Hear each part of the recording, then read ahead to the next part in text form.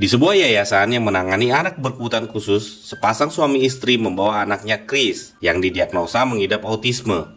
Dokter di yayasan itu menawarkan agar Chris tinggal sementara di sana. Namun, ayahnya tidak setuju dan ingin mentreatment anaknya dengan caranya sendiri. Dokter mengatakan bahwa anak pengidap autis itu akan cenderung mengalami masalah dengan suara bising, cahaya terang, dan sentuhan fisik. Atau bisa juga mereka akan sangat stres jika keinginannya tidak terpenuhi. Namun, dia percaya Chris merupakan anak yang luar biasa. Chris yang sedang bermain puzzle sempat histeris karena kehilangan satu kepingan puzzle. Tiba-tiba, seorang anak perempuan mengambil dan memberi kepingan puzzle yang Chris cari. Chris pun segera memasang kepingan terakhir puzzle itu, dan luar biasanya, Chris mampu menyusun puzzle yang rumit itu dalam keadaan posisi terbalik.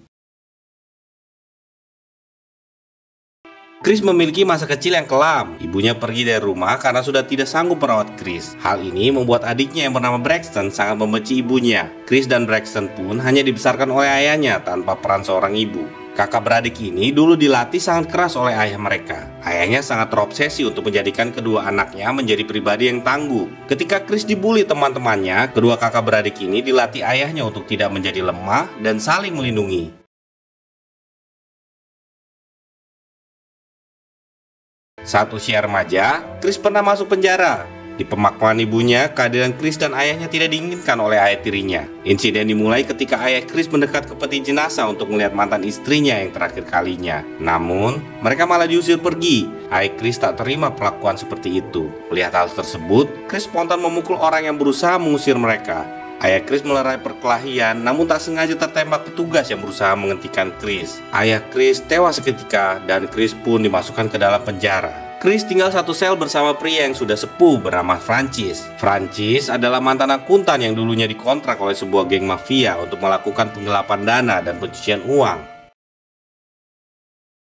Kini Chris sudah menjadi akuntan handal dan membuka kantor sendiri bernama ZZZ Accounting. Klien kali ini adalah sepasang suami istri, pemilik sebuah peternakan yang bermasalah dengan pajak. Namun, Chris sangat lihai dan dapat membantu pasangan ini keluar dari masalahnya. Sebagai ucapan terima kasih, pasangan ini menawarkan Chris untuk memancing di peternakan mereka. Akan tetapi, mereka kaget ketika mengetahui Chris memiliki hobi menembak.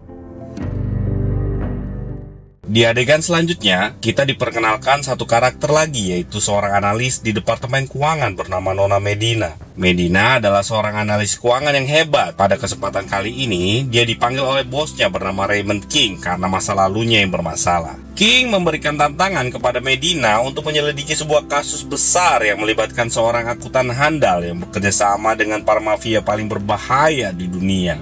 Medina dituntut untuk mengungkap sosok akuntan tersebut yang sangat rapi dalam menyembunyikan identitasnya. Namun, apabila ia tidak bisa menyelesaikan tantangan ini, dia akan dipenjara. Tapi karena Katong di sini sebagai penonton, dari muka yang cuma setengah itu saja kita tahu yaitu Pacek Chris ya. Oke, lanjut. Di kehidupan sehari-harinya, Chris memiliki rutinitas, yaitu mendengar suara yang keras, cahaya terang, dan sentuhan fisik, serta mengkonsumsi obat agar dapat melampaui batas yang dimilikinya. Chris melakukan hal ini agar dia dapat merasa hidup normal. Dia mengisi waktu luang dengan menyalurkan hobinya. Ternyata menembak bukan sekedar hobi, melainkan keahlian Chris yang menunjang profesi gelapnya.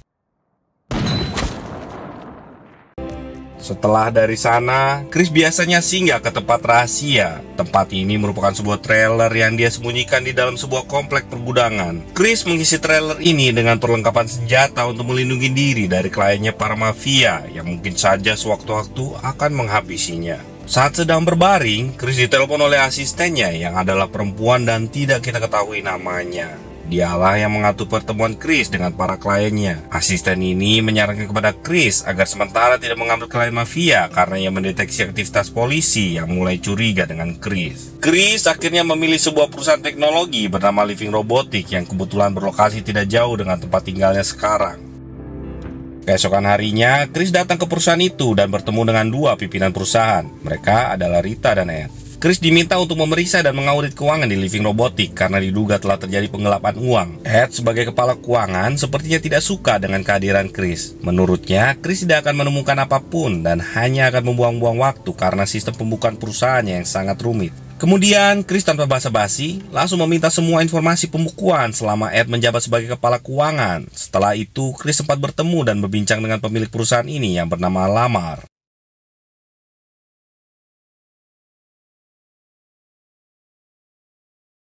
Di saat yang bersamaan, Medina mulai pencarian untuk mengungkap identitas asli Chris. Ia terlihat kesusahan karena tidak menemukan petunjuk dari nama samaran yang digunakan Chris. Medina lalu meminta bantuan temannya untuk melacak foto Chris dengan cara pemindahan wajah. Usahanya ini ternyata membuahkan hasil. Foto yang dikirimnya cocok dengan sebuah rekaman pembantaian geng mafia oleh seorang pria. Di dalam rekaman itu juga terdapat suara si ketua geng sebelum dibunuh. Hari berikutnya, Chris yang akan memulai pekerjaannya bertemu dengan seorang akuntan junior yang bernama Dana. Ialah yang pertama kali menyadari adanya uang yang hilang dalam pembukaan mereka. Dana sempat menawarkan bantuan, namun Chris menolaknya dan akan memeriksanya sendiri. Saat makan siang, Chris dan Dana kebetulan bertemu lagi dan mulai mengobrol yang membuat mereka semakin dekat. Setelah itu, Chris memulai aksinya. Ia mengecek semua berkas dan mencatatkan angka-angka yang menurutnya penting. Saking banyaknya, Chris sampai menulis di kaca. Chris bekerja semalaman tanpa beristirahat.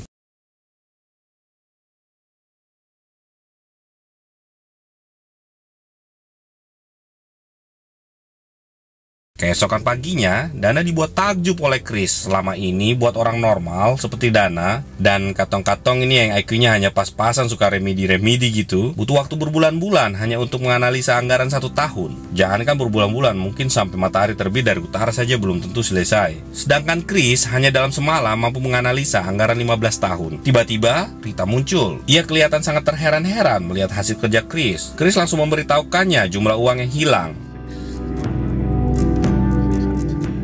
Chris diminta menebak kira-kira siapa pelakunya. Namun, Chris bukanlah tipikal orang yang suka menebak, tapi sukanya menembak. Hai kakak kok garing macam kanebo kering. Oke lanjut. Scene berpindah. Pada suatu malam, beberapa pembunuh bayaran menyatroni rumah Ed, si kepala keuangan. Mereka memaksa Ed untuk menyuntikkan sendiri cairan insulin sampai overdosis supaya kematiannya terkesan bunuh diri. Mereka mengancam akan membunuh istrinya kalau Ed tidak menuruti perintah.